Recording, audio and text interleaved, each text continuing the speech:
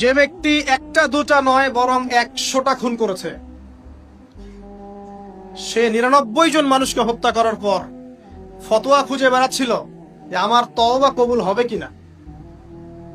একজন আবেদের কাছে গিয়েছে। আবেদ আর আলেম কিন্তু এক জিনিস না।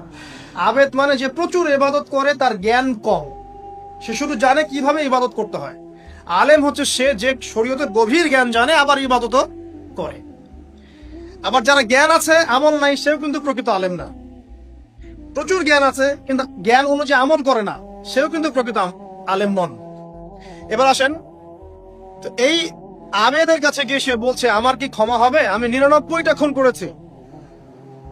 সে বলল তোমার আবার ক্ষমা, তোমার ক্ষমা নাই।